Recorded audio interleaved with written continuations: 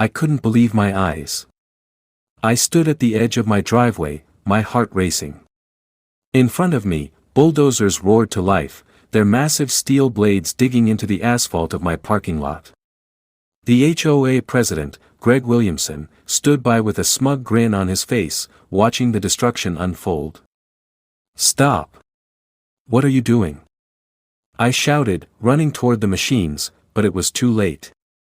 The bulldozer's blade scraped the ground, tearing up the parking lot I had built with my own 2 hands. Greg didn't flinch. Instead, he raised his hand as if orchestrating the chaos. "You were warned, Marcus. You didn't comply with the HOA's parking regulations. Now, we're taking it down." I felt a wave of anger rush over me. "You're destroying my property without notice," I shouted. He turned toward me slowly, his expression cold. "You had your chance. Now, your lot's being demolished. That's what happens when you don't follow the rules." His voice was dripping with arrogance. I stood there, helpless, watching the parking lot, the one place where I could park my trucks for my small business, being torn apart. But in that moment, a thought crossed my mind. The thought of how much power the HOA president had, and how I had to find a way to get back at him. And that's when I remembered something: I wasn't just any homeowner. I had connections. The engine of my old truck roared to life as I jumped into the driver's seat, preparing to take matters into my own hands. But as I sped toward the bulldozer, something unexpected happened. A convoy of military vehicles rolled up the street. I slammed on the brakes, stunned. And then, I saw them, my Marine unit. They were rolling up in full uniform, stepping out one by one. The leader of the group, Captain Alex Morales, stood tall in front of the convoy, looking straight at Greg. "Stop the demolition, now," Captain Morales ordered. Greg looked at them, his confidence slipping for the first time. "What the hell is this? Who are you people?" I stepped out of my truck and approached Captain Morales, the satisfaction of the moment dawning on me. "That's my unit. I'm Marcus Hines, General in the Marine Corps Reserve." The look on Greg's face was priceless. His eyes widened in disbelief. I smirked. "I'm sure you didn't know you were messing with the wrong person." The HOA hadn't always been a problem. At first, I was content to live in my quiet neighborhood, keeping my head down and running my small business. I had a few trucks parked in my lot, the one I had built and paved myself, but it was nothing excessive. Just enough to run my business smoothly. But then came the HOA, led by Greg Williamson. It started with a simple notice. "You are violating HOA regulations regarding parking space usage. You must park your vehicles according to our guidelines or face penalties." I thought it was a mistake. After all, I paid my dues, and my vehicles were parked on my own property. But that didn't matter to Greg. His rules were the rules, and the HOA had a way of making everyone comply. I called Greg to ask for clarification. He was rude, condescending, and unapologetic. "I don't care if you've been here for years," he told me. "You either follow the rules, or we take action." And then the notices kept coming. First, a fine for parking my work truck in the driveway. Then a warning for the way I organized my vehicles in my lot. And after that, a threat to take me to court. But I wasn't one to back down easily. I'll admit, I didn't take Greg seriously at first. It was just one of those petty HOA things, right? I ignored the first warning and continued parking my trucks in the lot as I always had. But when I got the second notice, a certified letter threatening fines and legal action, I realized this wasn't just about parking. This was about control. I went to the HOA meeting to confront Greg, but he wasn't there. Instead, I was met by a group of his sycophantic enforcers who told me, "You're going to have to comply with the rules if you want to live here." They handed me more fines, more threats, and more demands. It was clear this wasn't about maintaining order, it was about power. Greg had a vendetta against me, and he wasn't going to stop until I gave in. At this point, I had enough. I didn't know what Greg was capable of, but I wasn't going to roll over. So I did what any reasonable person would do, I took matters into my own hands. I began researching Greg's background, the HOA's history, and any skeletons they might be hiding. What I found was worse than I expected. The HOA wasn't just about enforcing rules, it was a money-making machine. Developers paid them to create regulations that would force homeowners to spend money on unnecessary improvements. Greg, with his connections to these developers, was getting a cut. And if homeowners like me didn't comply, they were threatened with fines and legal action until they did. I wasn't going to be another victim of his scheme. But I didn't know just how far Greg was willing to go until he ordered the demolition of my parking lot. I'd been part of the Marine Corps Reserve for years. It wasn't something I advertised, but I knew the value of my connections. Captain Alex Morales was a close friend of mine from our time stationed together overseas. We had gone through tough situations, and I knew he had my back. When Greg ordered the demolition, I didn't hesitate. I called Alex, explaining the situation. He told me to stay put, and that he'd handle it. And handle it, he did. When I saw the convoy of military vehicles pull up, it was like the cavalry had arrived. I couldn't help but feel a rush of pride. These were the people I'd served with, people who didn't back down from a fight. The sight of the Marine unit rolling up to my property, in full uniform, sent a clear message to Greg and the HOA, you messed with the wrong guy. Greg was standing there, stunned, as the Marines got out of the vehicles. Captain Morales stepped forward, locking eyes with him. Greg tried to keep his composure, but I could see the panic building in his eyes. Do you know who you're dealing with? Greg sneered. Captain Morales didn't flinch. I know exactly who I'm dealing with. Now, I suggest you stop this demolition, or things are going to get much worse for you. Greg's arrogance faltered for a moment, and I could see the realization hit him. The Marine Corps wasn't here to play games. But then Greg did something unexpected. He looked at the bulldozer operator and gave a single, sharp signal. Keep going, Greg ordered. I felt my chest tighten. You think you can keep this up? You think you can go against the military and get away with it? Captain Morales looked back at me, his face hardening. No, Marcus. He doesn't get away with it. I watched as the Marines moved into position, preparing to stop the demolition. But just as I thought we had them cornered, I saw something that made my blood run cold. A black SUV pulled up, and a new figure stepped out, someone Greg had brought in to finish the job. Someone far more dangerous. The SUV that pulled up wasn't just any car, it was sleek, black, with tinted windows, and it had an air of authority around it. As the door opened, a man in a sharp suit stepped out, his demeanor cold and calculating. He had the kind of look that immediately made me tense, someone who was used to getting things done his way. Who's this? I asked, my voice low, directed at Greg, who was still standing, glaring at Captain Morales and me.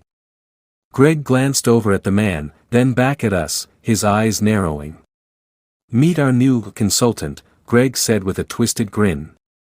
I thought you'd be more familiar with him, Marcus. The man walked towards us, his polished shoes clicking sharply against the asphalt. I had a feeling I'd seen him before, but I couldn't place the face. Mr. Daniels, he said, extending a hand in greeting, his voice smooth. I'm Ethan Blackwell. I work with the HOA on special matters. You're making a lot of noise around here, and I'm here to make sure it stops. I shook his hand reluctantly.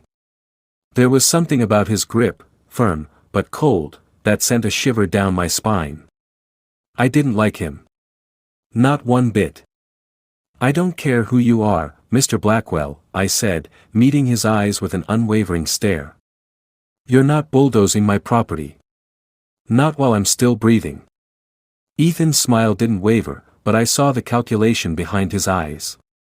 I think you're underestimating the situation, Mr. Daniels. You see, the HOA has ways of dealing with people who refuse to follow the rules. You're in deeper than you realize. This is about more than just a parking lot. I glanced at Captain Morales, who stood there with his arms crossed, his eyes locked on Ethan. The tension in the air was palpable. It was clear that the fight was no longer just between me and the HOA, it had escalated to something much bigger. Captain Morales stepped forward, his voice firm. What Mr. Blackwell is trying to say is that we don't have to stand here and listen to this. We can handle this in a way that doesn't involve dragging it through the courts. The HOA has no jurisdiction over this property, and you, he pointed at Greg, are no longer in charge of making threats. Ethan raised an eyebrow, clearly unbothered by the Marine captain's words. You think you're going to intimidate me? You think this is just about parking spaces? This is a matter of power, Marcus. And right now, you're standing on the wrong side of it. I stepped in between them, my chest puffed with pride. You want power? Let's see how far that gets you when you mess with someone who's not afraid to fight back. The words felt good coming out of my mouth. There was a surge of adrenaline coursing through me, like the feeling before a big fight. But I knew that this wasn't just about the parking lot anymore. Ethan Blackwell, Greg Williamson, and the HOA had gone too far. They had picked the wrong guy to bully. I looked at Captain Morales and then at the rest of my Marine unit, who were waiting in the background, ready for whatever was about to come next. This wasn't just a fight for a parking lot, it was a fight for respect, for my family, for everything I'd worked for. And I wasn't about to let them walk all over me. Low moment, the legal battle escalates. The next day, I got a call from Bill Thompson, my lawyer. He sounded grave on the phone. Marcus, he said, I just got the latest legal filing from the HOA. They're not messing around anymore. They've filed for an injunction, which means they're trying to get the courts to force you to comply with their rules. If we don't act fast, we could lose the parking lot permanently. I felt a pit form in my stomach. This was worse than I thought. The HOA wasn't just trying to bully us into submission, they were using the legal system to destroy everything I had worked for. I grabbed a pen and started scribbling notes. What can we do, Bill? Bill hesitated. Honestly, Marcus, this could be a long battle. The HOA has deep pockets, and they know how to use the system against people like you. You need to prepare for the worst. They'll drag this out, use every tactic they can. I clenched my fist, the anger rising inside me. I'm not backing down, Bill. Not now, not ever. They want a war. They've got one. Later that evening, I went through all the legal documents Bill had sent me. It was like trying to read a foreign language, terms I didn't understand, paragraphs full of jargon. But as I dug deeper, something caught my eye.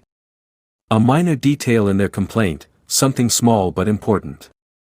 A mistake in their zoning application, a mistake that gave me a small, but significant window of opportunity. I immediately called Bill. I found it. There's a zoning issue they've overlooked. We can use this to file a counterclaim. Bill's voice brightened. This is exactly what we needed, Marcus. If we present this in court, it could throw the HOA's entire case out. You found their weakness. I smiled to myself, feeling a rush of hope. This was our chance. But it wasn't going to be easy. The battle wasn't over. It had just begun. The next morning, I received another letter. This one was hand-delivered, sealed with an official HOA stamp. It read, "This is your final warning. If you do not comply with the parking regulations and remove all vehicles from your private lot, the HOA will have no choice but to escalate this matter further. We will not tolerate defiance. Consider this your last opportunity to resolve this peacefully." I read the letter twice.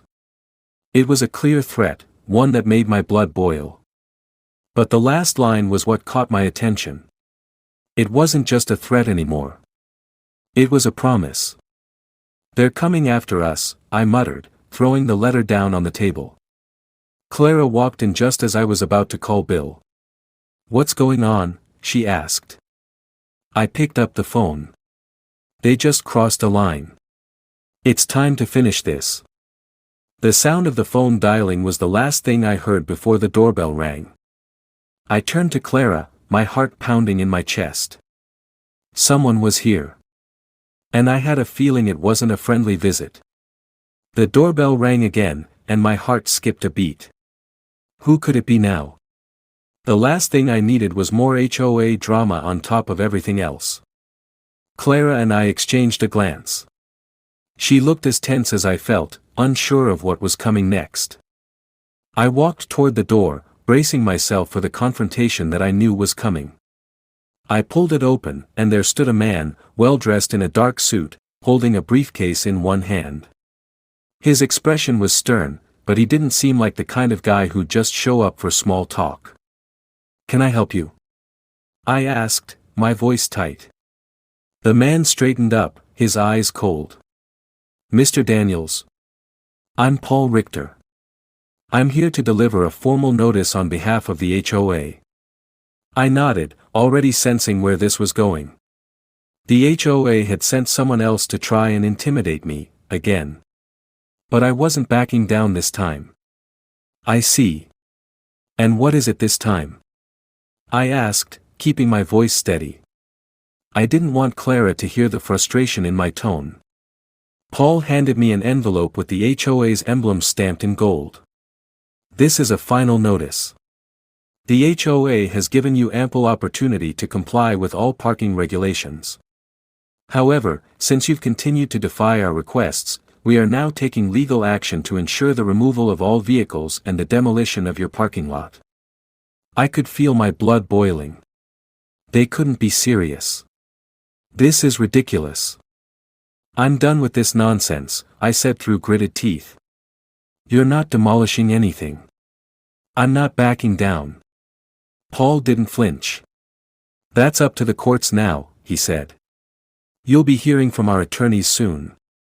But if you don't comply within the next 48 hours, there will be consequences." With that, he turned around and walked back to his car, leaving me standing there, the letter still in my hand. His parting words hung in the air like a threat that wouldn't go away. I went inside, slamming the door behind me. Clara looked up at me, worry written all over her face. "What did they say?" I handed her the letter, my hands shaking. "They've filed for demolition again. They're not playing games anymore. This is serious." Clara looked at the letter, her expression darkening. "How can they do this? They can't just come in and destroy our property. They think they can. But I'm done being pushed around," I said, determination filling my voice. "I'm going to make them regret ever messing with us." Clara looked up at me, her eyes wide. "What are you going to do?" "I'm going to fight back," I said, grabbing my phone and dialing Bill's number. "We have a shot at winning this. I've found a way to turn this around." Bill picked up after the first ring. "Marcus, what's going on?" "They're coming for us again, Bill. They're trying to tear down our parking lot," I said, my voice low. "I need you to help me file a counterclaim for harassment and abuse of power. We can't let them get away with this." Bill didn't hesitate. "I'm on it. I've got connections at the courthouse, and I've been gathering more evidence against the HOA. We'll hit them hard." As I hung up, I felt a glimmer of hope. We had a chance now. The tides were turning. Later that day, as I was working through some paperwork at home, I got an unexpected knock on the door. I opened it, and there stood a familiar face, Captain Alex Morales, my old Marine buddy. I hadn't seen him in years, but I knew he wouldn't be here unless something serious was going down. "Alex. What are you doing here?" I asked, surprised. Alex gave me a firm handshake and a quick smile. "I heard about the situation with the HOA. I've got a few friends in the right places who want to help." I was shocked. "Help? How?" I've got a few people who owe me favors, high-ranking officials in the city, and a few from the military who have connections in zoning and construction, he said, his voice serious. The HOA's power is all based on money and control. If we can break that system, they won't be able to push you around anymore. I stared at him for a moment, realizing what he was offering. This was my way out. Alex, if you're serious, this could turn everything around, I said, the weight of the situation hitting me. We've already got a legal case, but we need more than that. We need to hit them hard, and we need to do it now. I'm in, Alex said, giving me a confident nod. We'll get this done. Together. The next few days were a whirlwind of meetings, phone calls, and action. With Alex's connections and Bill's legal expertise, we were preparing for the fight of our lives. We started by filing the counterclaim for harassment. We showed how the HOA had targeted us unfairly, how they had used their power to intimidate and violate our property rights. We also filed for an injunction to stop the demolition. But that wasn't enough. We needed to expose the HOA's corruption, and we needed to do it publicly. I called in every favor I could. I reached out to reporters, local influencers, and even some politicians who owed me one. The media was eager to pick up the story of a homeowner taking on a corrupt HOA, and soon enough, the headlines were flooded with the story of a Marine standing up against an oppressive neighborhood organization. But just as I thought we had everything lined up, I got another call, this one from Bill. Marcus, he said, his voice tense, the HOA is escalating. They've brought in a professional demolition crew. They're coming for your parking lot in the next 24 hours. I felt my chest tighten. They weren't backing down. But neither were we. The next morning, I stood outside, waiting. The demolition crew was supposed to arrive any minute, and I was ready for the confrontation. Just as I saw the trucks pulling up, I felt a tap on my shoulder. I turned around, and there they were, Alex, with a few of his Marine buddies, all in full military gear. I think it's time we make a statement, Alex said, his voice calm but filled with determination. The demolition crew froze when they saw the Marines. And standing behind them? A group of reporters, cameras flashing, ready to broadcast every moment. I stepped forward, my voice steady and commanding. You're not touching my property. The crew's foreman stepped forward, looking me over. We've got a job to do, and we've been paid. You're not stopping us. I smiled. You're right. I'm not stopping you. But they are. I turned to Alex. Let's do this. The Marines stepped forward, taking their positions as the reporters surrounded us. The cameras were rolling, the lights flashing, and the world was watching. This wasn't just about a parking lot anymore.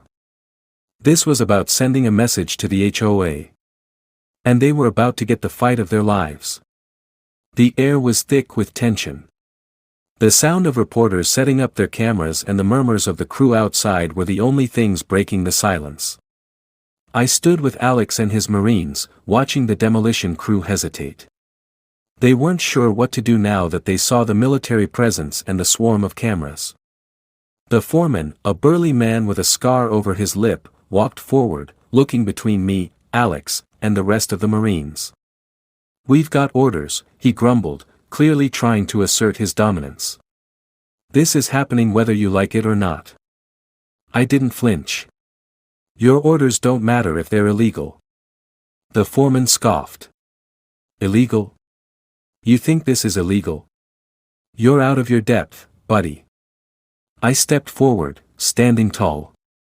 I've spent my life dealing with people like you. You think you can scare me into backing down? I've fought wars with far higher stakes. You're not scaring anyone here. Alex, who had been standing silently, stepped forward as well. This is a military operation now. You're not going to bulldoze a thing. If you even try, I'll have your contractor's license revoked by the end of the day. Consider this a direct order. The foreman hesitated, looking at his crew. He clearly wasn't used to being spoken to like this. The demolition crew wasn't here to deal with the Marines. But more importantly, they weren't prepared to handle the media storm they were about to face. One of the reporters approached me, camera in hand. "Mr. Daniels," she asked, "can you explain why the HOA is so desperate to destroy your property?" I took a deep breath, turning to the camera. "It's not about parking spaces. It's about control. The HOA president, Greg Williamson, has used his position to manipulate homeowners for years. They make money off the misery of people who can't fight back, and when you refuse to comply with their demands, they use threats and intimidation to break you." The camera flashed as the reporters took down every word. Alex stood by my side, his arms crossed, his gaze locked on the foreman, who still looked unsure. The foreman looked around at the Marines, at the reporters, and back at me. The bulldozer was still idling behind him, ready to go. But something had shifted. The momentum had changed. The power balance had tilted in our favor. "You know what? Screw this," he muttered, turning to his crew. "I'm not dealing with this." He stomped back toward the bulldozer, but just as he reached it, he stopped and turned back around. "Tell Greg Williamson that I'm done," he said, his voice low and furious. "I'm not going through with this. Not for him. Not for anyone." With that, he jumped into the bulldozer and ordered his crew to leave. The rest of the demolition team climbed into their trucks and sped off, their plans shattered. I turned to Alex and smiled. We did it. But it wasn't over yet. I knew Greg Williamson wasn't going to let this slide. He was too proud, too powerful, to back down without a fight. And I knew the HOA wouldn't stop until they had their way. I looked at the reporters, still buzzing with excitement. "This isn't just a victory for me," I said. "This is a victory for everyone who's been bullied by the HOA. Everyone who's been afraid to stand up to them. It's time for a change." The reporters nodded, scribbling down notes, ready to run with the story. The battle for my parking lot was over, but the war for justice was just beginning. The next morning, things took a turn for the worse. I woke up to find dozens of new emails from Bill, my lawyer. I opened one titled "Urgent, HOA's Latest Legal Action," and felt my stomach tighten as I read through it. The HOA was taking the matter to court. They had filed an injunction, seeking to have the parking lot demolished by force. But this time, it wasn't just about parking regulations. They were trying to paint me as a troublemaker, someone who was intentionally violating community rules to cause problems. I slammed the laptop shut, my hands shaking with anger. "They're not done yet," I muttered, my mind racing. Just as I was about to make the call to Bill, my phone rang. It was Bill himself. "Marcus," he said, his voice urgent, "the HOA is pulling out all the stops. They're going after your business now. They filed another lawsuit, claiming you're violating zoning codes." I clenched my jaw. They're going after everything. They know they can't win the parking lot battle. But if they can drag this out in court, they think they'll break you financially. They're trying to bleed you dry with legal fees. I stood up, pacing the room. "They don't get it, Bill. I'm not backing down. I'm going to hit them where it hurts." I spent the entire day strategizing, working with Bill and Alex to come up with a plan that would force the HOA into submission once and for all. We had the legal documents. We had the media on our side. Now it was time to pull the trigger. That evening, I called a press conference, inviting reporters to hear my side of the story. I was done hiding. I was done being the victim. It was time for the HOA to answer for their actions. The next day, the conference was set. The crowd gathered, cameras flashing, reporters eager to hear what I had to say. I stood in front of the podium, the weight of everything bearing down on me, but I stood tall. The HOA has used its power to bully, intimidate, and threaten families for years. They have no respect for homeowners, no respect for the law. They've used their influence to line their pockets with money from fines and threats. I paused for effect, my eyes scanning the room. But today, we take our neighborhood back. Today, we fight back. The room erupted into applause, and for the first time, I felt like we had the upper hand. We were no longer the ones being intimidated. Now, the HOA was on the defensive. But just as the applause died down, I saw it. Greg Williamson himself. He was standing at the back of the room, watching me with a look of pure venom on his face. He had his own plan. Greg stepped forward, his face twisted in rage. "You think you've won, Marcus? You think you can embarrass me in front of all these people and get away with it?" I stood firm, meeting his gaze. "You've lost, Greg. And you'll keep losing until you realize that the people are stronger than your rules." Greg sneered. "Not if I can help it." Then, without warning, he pulled out a thick folder from under his jacket and slammed it down on the podium. "This is my final move," Greg said, his voice cold. "If you think you've won, wait until you see what's inside." I looked at the folder, my heart sinking. What was in it? And what was Greg planning next? I stared at the folder Greg had slammed onto the podium. The room had gone silent, and every reporter's eyes were on me. The tension was thick, like a moment before a storm hits. I glanced at Clara, who stood in the front row with her arms crossed, her face tight with worry. I could feel the weight of the moment pressing on me, the adrenaline pumping through my veins. This wasn't just about a parking lot anymore. It was about standing up to the corrupt power that had taken over our neighborhood and trying to protect my family from more harm. Greg's smirk grew as he stepped closer, his voice dripping with satisfaction. "You think you've won, Marcus? You think this battle with the HOA is over? This," he pointed to the folder, "is the final nail in your coffin. This is going to finish what you started." I tried to steady my breath. "What's in the folder, Greg?" I asked, trying to keep my voice calm. Greg didn't respond. Instead, he reached down, opened the folder, and began handing out copies to the reporters. The room filled with a rustle of papers as they quickly flipped through the documents. I took a step forward. "Greg, what's the point? What are you trying to pull?" The reporters began murmuring amongst themselves, reading over the papers, and I saw a few expressions shift from curiosity to confusion. A sense of unease started to settle in my stomach. "Have a look for yourself," Greg said, his voice laced with smugness. "These documents show everything you've done wrong, Marcus. Your business, your operations, you've been violating zoning codes for years. Your little business empire is built on lies and illegal activities." I felt my stomach drop. I knew my business wasn't perfect, but I had always been above board. I glanced at Bill, who had been standing by my side throughout the entire battle. His expression was unreadable, but I could tell he was scanning the documents as quickly as the reporters. "Those documents are fake," I said, my voice low. "You made them up." Greg chuckled. "Oh, Marcus. You really think I'd do this alone?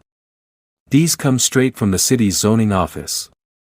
You've been running illegal operations, and now, it's time for you to pay the price." The room was silent again. The reporters were flipping through the documents, their eyes widening as they took in the accusations. "I've done nothing illegal," I said, my anger rising. "I've followed every rule, paid every fee, and you are the one trying to destroy me over petty zoning laws." But it was too late. The damage had been done. The media was already buzzing with the story, how the upstanding citizen, Marcus Daniels, who had been fighting the HOA's demands, was now accused of running a business built on illegal practices. The reporters' questions started firing in rapid succession, each one more damning than the last. "What's your response to these accusations?" one asked. "Did you falsify your business documents?" another one demanded. "Are you really trying to undermine the HOA's authority?" someone else added. I could feel the walls closing in. My breath was shallow, my mind racing. They were going to tear me apart. But just as I was about to respond, Bill stepped forward. "Everyone, please," he said, his voice firm but calm. "We need to see where this information is coming from before we make any assumptions. You can't just take these documents at face value. This is a calculated move by the HOA." Bill took the documents from one of the reporters and began looking them over closely. "Give us a moment," he added. The reporters seemed to hold their breath, waiting for the next move. I stood there, my mind reeling, wondering what we were going to do next. This was more than just a public relations mess, it was a fight for my business, my reputation, and my family. Just as the tension was reaching its peak, the door of the conference room opened, and in walked someone I hadn't expected to see. It was Sarah, a former city inspector I had worked with years ago. She had always been skeptical of the HOA, and I'd heard whispers that she was looking into some of their activities on her own time. She had made a reputation for being relentless in uncovering corruption, but I had no idea she'd come to my defense. "Sorry to interrupt," Sarah said, walking briskly toward the podium. "But I think it's time we take a closer look at those documents." Greg's smug expression faltered, and the reporters took notice. "What's this?" Greg sneered. "Another troublemaker? Do you think you can change the outcome of this?" Sarah ignored him and approached me directly. "I've been looking into the HOA for a while now," she said, looking at Greg. "And I can tell you that these documents are not legitimate. I've already checked with the city records, they've been doctored." Gasps filled the room as Sarah pulled out a file of her own, showing the real city records. The documents Greg had provided were not only altered, they were fabricated. Bill stepped forward, now clearly in control. "Greg, you've been caught. This is over. You've been falsifying documents and trying to manipulate the system to get what you want. And now, it's going to cost you." Greg's face turned bright red as he tried to maintain his composure. "This is ridiculous," he stammered. "You can't prove any of this." But Sarah held up the real documents, the truth in black and white. "You're finished," she said, her voice calm but filled with authority. "You've been running a corrupt system, using your position to line your pockets. And now, it's time for you to face the consequences." Greg's eyes burned with fury as he stepped toward the podium. "You may have won this round, Marcus," he spat, "but I'll make sure you pay for this. You'll regret ever crossing me." I stood my ground, feeling the weight of the moment. "You've already lost, Greg. You've been exposed, and there's no way out now." But just as I thought we had him cornered, Greg made one last move. He turned to his attorney, who quickly whispered something in his ear. Greg's expression shifted from anger to a sickly calm. "This isn't over," Greg said, his voice laced with venom. "You'll regret underestimating the HOA." I felt the chill of his words seep into my bones. But just as quickly, Alex and the Marines stepped forward, their presence undeniable. They moved in sync, creating an unspoken wall between us and the remaining HOA representatives. "This battle may be over," Alex said, his voice low, "but the war is just beginning. Please, like, share and subscribe."